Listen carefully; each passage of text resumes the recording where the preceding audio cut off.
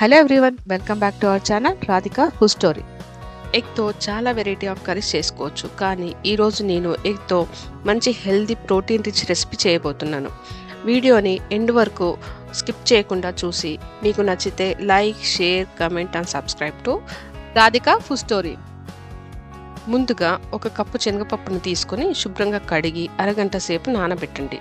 ఇప్పుడు ఒక frying ప్యాన్లోకి 2 table spoon ధనియాలు, 4 నుండి 5 లవంగాలు, 2 ఇలాచి, దాల్చిన చెక్కను, కొద్దిగా సాజీరా తీసుకొని స్లో ఫ్లేమ్లో మంచి అరోమా వచ్చి కొద్దిగా ఇలా కలర్ చేంజ్ అయ్యే వరకు వేయించండి. ఈ మిశ్రమాన్ని చల్లారాక మిక్సీ జార్లోనికి తీసుకొని ఫైన్ పౌడర్గా చేసి ఉంచండి.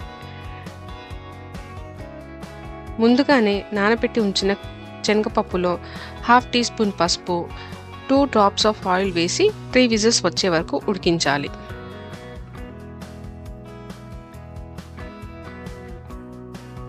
ఒకవేళ శనగపప్పును నానబెట్టే టైం లేకపోతే 2 విజిల్స్ ఎక్స్ట్రా ఉంచితే సరిపోతుంది.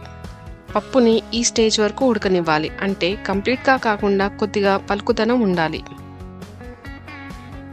ఇప్పుడు ఒక కడాయిలోనికి 2 టేబుల్ స్పూన్ ఆయిల్ తీసుకొని కాస్త వేడయ్యాక జీలకర్ర, ఆవాలు వేసి చిటపటలాడనివ్వాలి. కట్ చేసి ఉంచుకున్న ఆనియన్, కరివేపాకు వేసి కాస్త వేగాక అల్లం వెల్లుల్లి పేస్ట్ని యాడ్ చేసి ఇది పచ్చి వాసన పోయే వరకు వేయించాలి.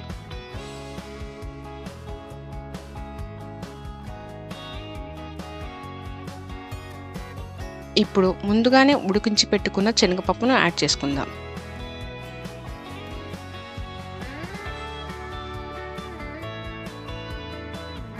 రుచికి సరిపడా ఉప్పు,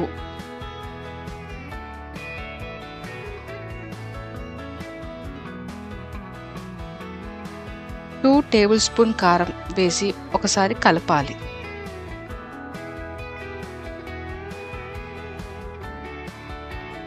దీంట్లో సరిపడా వాటర్ని యాడ్ చేద్దాం. ముందుగానే మనం శనగపప్పు ఉడికించుకున్నాం కాబట్టి ఇప్పుడు యాడ్ చేసే వాటర్ కేవలం గుడ్లు ఉడకడానికి మాత్రమే వేస్తున్నాం. మనం చేయబోయే ఈ పప్పు పొడిగా ఉంటుంది కాబట్టి వాటర్ వేసేటప్పుడు చూసుకొని వేసుకోండి.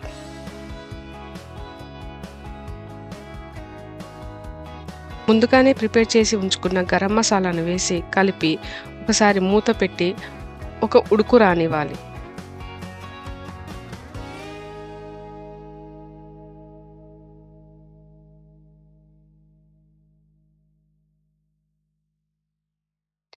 ఫోర్ ఎగ్స్ని తీసుకొని ఇలా ఉడుకుతున్నప్పుడు జాగ్రత్తగా ఒక్కొక్కటి విడివిడిగా వేయాలి. ఇప్పుడు మూత పెట్టి లో టు మీడియం ఫ్లేమ్లో చిన్నగా ఉడకనివ్వాలి.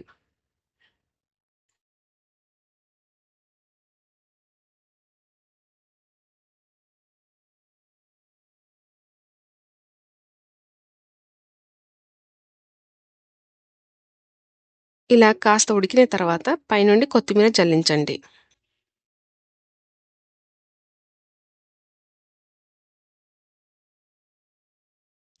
టూ మినిట్స్లో ఎగ్స్ ఉడికి కూర మొత్తం దగ్గర పడుతుంది.